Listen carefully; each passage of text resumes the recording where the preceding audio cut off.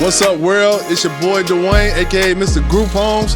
Got a special episode, man. I got my man Eric, the Group Home app creator, right here in the building with me. Can't wait to get started. Yeah, so tell us your love and how it translated into starting what you started, and your humble beginnings and how it came to fruition. Okay. Again, I started as a case manager. Just working in the field as case manager, I saw some of the obstacles that case managers had, which was trying to find housing. After talking to a lot of the other co-workers, I saw this was a common problem that a lot of case managers had, finding housing. A lot of case managers had networks, so they may know like 3 or 4 different case group homeowners. But to me, that wasn't the answer. You know what I mean? It's so many group homes out there. And the thing that kind of blew me back a little bit about, being in that field, I met a lot of group home owners that said they had relatives that open up group homes, but they was closing because they couldn't find anybody to occupy their beds. That was mind blowing to me, because as case managers, we got so many clients that need to find these facilities. Absolutely. So what I did, I created a bridge to connect the group homes to the case managers. As case managers, we need to find these group homes in the community. So I created that. The app got over 1,000 group homes on it. Whoa. Clap it up for the app, man. Clap it up for the app. I appreciate it. And talking to a lot of the case managers, they was excited about it. And, but before, let me backtrack just a little bit. Sure. When I started doing research and saying, it got to be an easier way to find these group homes, I started doing my research, and it kind of blew me back that it wasn't an app like this that existed throughout the United States. This is the first one. Right then and there, I believe God drove me in that direction, because I was like 3 months in before I even realized what I was doing. I was creating this app. I patented it right away. I started, doing a lot of networking, connecting with the Adams Board, other different agencies, and started, putting it out there. It's been a journey, though, I tell you. Now, can you break down that patent? Because a lot of not only entrepreneurs, but group home owners, business people, they come up with some creative brands, whether it's putting a spinner on the top of a water bottle or something like that. So what's that process look like when you have to patent something? Just so the people know. And this is again, this is a group home community, but at the same time, people need to know these steps for people that's outside of that as well, because I listen to all types of podcasts and I want to know information about real estate, even though I'm not in real estate, and maybe I might take that jump one day. So what does it take to patent something? With, living in this time that we live in, 2022, and before then, if you want to know, it's there. You know what I mean? So I just picked up this phone. I use this phone too much. I got a friend that said I use the phone too much. I need to pull out my laptop. But I picked up the phone. I got in touch with Fiverr, got into a person there.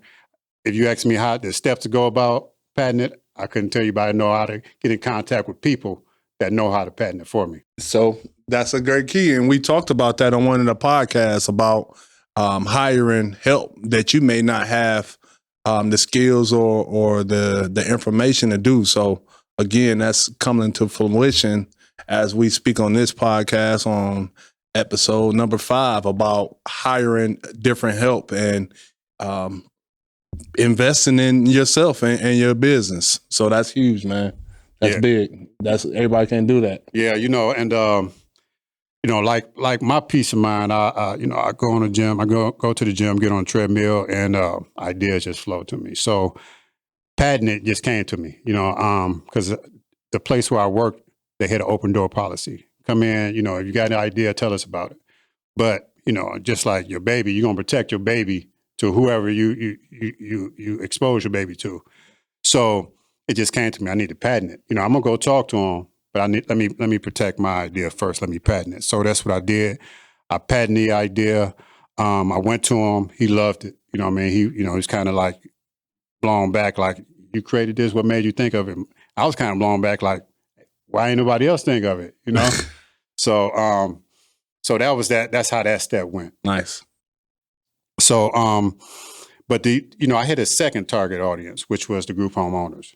Which is important because, like I said, there was a lot of group homes that was closing down because they couldn't find the people to fill a facility. So, I made it to where the group homes can actually advertise their group home on the app. So you can put photos of maybe Christmas party, summary of what you provided within your group home. You can actually book an appointment to see the group home through the app. GPS to get to the app. Just trying to make it to where the group home owners can actually get the contact information of these agencies, other case managers, to their platform, to where they can reach out to them when they feel like they need to reach out to them. And then I put the resources on there, not just for the group home, not just for the case managers, but for the group home owners, because as you know, a lot of group home owners put on the hat of case managers too. Mm-hmm. Y'all need to know where all these resources, food banks, Assurance wireless cell phone, payee services, transportation services, the RSS application, personal plan of care application to get into the group home. Y'all need to have all this stuff just like the case managers do. Because, it's the times I meet different group home owners and they say, wow, you're the first case manager I met, and my client been in a group home for a year, and the case manager just wasn't engaging. So I wanted to make sure that these resources isn't just for the case managers, but for the group. Absolutely. So that's another key that we talked about, and having this nice, beautiful home, and you bedazzled it and put all the nice furniture in. But one of the most important things that we talked about in another podcast was programming.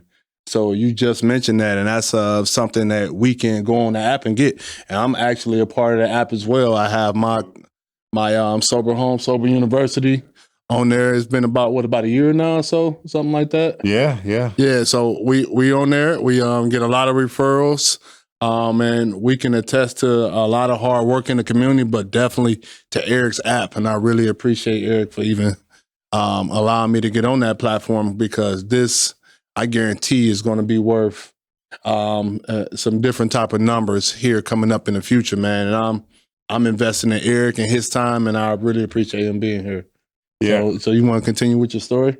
Yeah. So when I started reaching out, I got contact with the former head coach of the Cleveland Browns, Hugh Jackson, who's also endorsing the app. They have a Fighting Against Human Trafficking Foundation that's on the app too, because that, as we know, that's a big problem in our community as well. Yeah. So right now it's set up to go all throughout the United States, but I thought it was important to start in my hometown, Ohio. Once I get it, running all the way like it should be running, and we on that path now.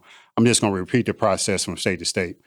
I started in Michigan. I uploaded Michigan, which has 6,000 group homes. That's on the app now. Michigan has over 6,000 group homes on the app. Congratulations. Thank you. So total right now, we have close to 8,000 group homes that's on the app. That's big, and that's resourceful. Yeah, I appreciate it. I broke it down in categories because, as I started to, just continue to network, getting ideas, getting feedback from people like yourself, I thought it was important not just have group homes in one pile. We needed to separate them. So you got male. There's over 13 different categories on there. Male, female, sober, veterans. We even have a LGBTQ plus category on there where you can find those group homes as well. So there are over 13 different group homes that are on the app. And just like my app, you're only going to see a better, just like any other app, you're going to see a better version of it a year from now. I'm going to keep on investing in it, because one of the things I put on the app is a feedback tool. So it's important, like when I do an update, which is every 90 days, when I do an update, I don't want to just do an update on what I think the app needs. I want to know what you guys think. I want to know if it was user-friendly. I want to know, hey, I like it, but have you thought about putting this feature on there? So when I do my updates, that's where, and I get those feedbacks directly to my email. So I see them as they come on. So as I do my updates every 90 days, when the user uses it, it's sort of like an investment. It's an investment into your business. It's an investment to a tool that's going to change the way that we as behavioral health specialists operate in the community. So it's something that's going to grow. It's bigger than me. It's going to be around for a long time. That's a wonderful story, man, and we appreciate you so much in the community, not only in the group home community, but here locally here in Cleveland and throughout this entire region. And before we know it, we're going to be speaking on this podcast. What's today? June 30th? June 30th of 2022. Hey, a year from now, man, Eric's going to be worldwide with this, nationwide with this. So, man, look forward to him and his product. You want to tell them how to get to your app right now, E? Yeah, it's available on Google Play Store and Apple. We also have a desktop version as well. So, you got some people that haven't really adapted to some of the technology and still like to use the flip phones and don't like to use the regular phone. So I made it to where some of those people that don't like to use the smartphones can pull it up on the desktop too. So you can download it on the Google Play Store, Apple. I'm on Instagram, Twitter, Facebook. And if you go on Instagram, it's just the Group Home app. Nice. So, Eric, I'm not wrapping you up. I really want to dig more into your Group Home app and the expansion, what you see about the future for it, some things that really you're looking forward to, maybe your partnerships, some sponsorships that you may want to look into for the future. Like, what does the future look like? Because it's one thing to know that you had an app and we can have all the subscribers and people watching this video download the app. But what's some of the things that you really looking forward to that you want to see in expansion? And I believe about speaking things out loud as well and put it into the universe so it can return right back to you. So what's some of the things that you think that that can really make this baby boom? Well, exposure. It's one thing to have a good product out there. It's another thing for people to know about it. So the exposure, I want for agencies and hospitals, because there's a high turnover rate in case managing. So agencies and hospitals, as they hire new employees, I want the app to be waiting there for the employees from day one. Most of the time when you as a case manager get hired onto an agency or a hospital, you have to build your network. You have to go out there and find the group homes. You have to make the connections. And that can be stressful, which kind of, contributes to the high turnover rate. So my idea with the app is to have this network waiting for the employees from day one and alleviate some of the stress that goes along with the job. And then the other thing too, it's not something that case managers do on purpose, but when they leave, they take their network with them. That with the app, the network, it actually stays with the agency. Keep talking. You with it now, baby. Keep flowing. Let's go. It stays with the agency. So, as you get new hires coming on, they don't, as far as productivity, because time is important when dealing with this. Book of contacts. Yes, it's important. So, instead of, trying to find a group home, because it's not even just finding a group home, but it's finding the right group home. Because you can find it, it's been times I get a client and find them a group home. The whole time my fingers crossed, please work out. But I knew, deep down that, he really wasn't a good fit for them. But if I'd had a platform like this where I can 1,000 group homes, I'm gonna find the right group home for him. So the idea is to have this app waiting for him from day one. And then on the other side with the group home owners, I want the group home owners to know, where the case managers are. I want the days of group homes closing down because they can't find anybody to fill their beds. I want that to be over with, because the resources are there for a reason, and it shouldn't be kept a secret. I want everybody, I want full exposure to the behavioral health specialists, case managers, as well as group home owners. That's awesome, man. Hey, I got a 2-part question for you because my mind is just racing, man. I could just ask you questions all day. What's some of the things that really troubled you as a case manager, and what's some of your bright areas? So let's call this the glows and the grows. What's some of the things that really, made you prideful for your job and to do your job? And what's some of the things that you think either you could have worked on a lot better, or the agency that you work for, or overall case management as you see it throughout these different agencies, what they potentially could work on? Because, from my standpoint and where I am today, I'm in the business. A lot of case managers can be overworked and underpaid. Absolutely, yeah. And you working with, I want to say troubled demographic, but at times can be challenging. I can use that word. Yeah, well put. And what's some of the things that, and I'm about to call you out here, besides your heart, that keep you going every day to make sure that, you're doing a sufficient job for that individual that may be schizophrenic or have manic episodes, may suffer from substance abuse and trauma from sexual abuse. So, it's a mixture of things that go on. So hopefully I didn't go too deep into the question, but I wanted to see what's some of the glows and grows. Let's get it. Answers. So one of the things that drove me, in real talk, when you see this population, and my cousins, fathers, sisters, so when I see them, I see family, that's just, where my heart is. As far as some of the things that I wanted to see change, being in that field, and this where, I commend you at, because going into it, sometimes you feel alone. Like, I'm going into this, where's the help? You know what I mean? So, and I know you helped a lot of people, get started in this direction. So as case managers, we, they give us this caseload. You go through the caseload, say, these are their problems, fix it. And you feel alone, you know what I mean? It's just like, well, where do you go to find this?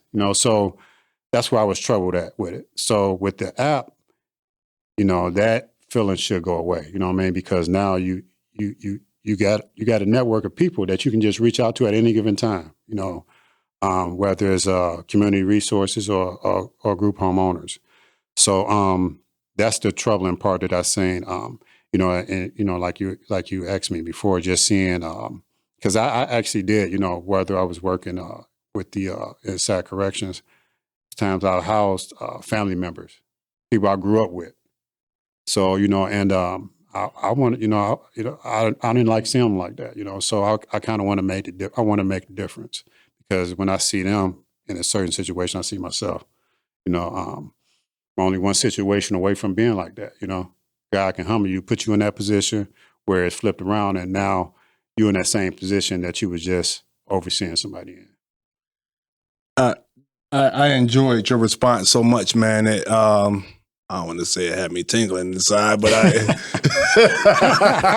but it really hit my stomach in a way, because I'm sure many of us can relate in so many different facets of that story you just told. Because episode 1, I spoke about my dad and Uncle Suge and my mom going to prison and things of that nature. And it's the thing is this, and this is why I encourage many of you guys to get into the field, because a lot of us are the caregivers. We are the caretakers. We have the relationship with the families. You should be the owners, guys. That's just the bottom line. If you're not going to own anything, you're going to get the crumbs. So it's all about, getting the information. It's out here now. There's no excuse. You got a computer in your pocket. Look us up, get the information, get the group home app. Let's go. Stop playing. Procrastination doesn't exist. Y'all know it don't. It's only priority. Get started. Group home app, Mr. Eric Chatmon, man. Yeah, it's a saying that goes, I don't know where I heard it from. It says, when the student is ready, the teacher will appear. So, nice. When you're ready, what I mean, the information is right there. All you got to do is reach out and get it, like you said. Shout out to Eric Chatmon, man. Future Groupon millionaire. Let's go. Appreciate it. Hey, man, y'all just heard it. Episode number 5, Groupon millionaires, man. My man Eric Chatmon here. Groupon app owner, future millionaire, future billionaire. Guys, go ahead and go on the platform right now. Android, Apple, get it done. Let's go.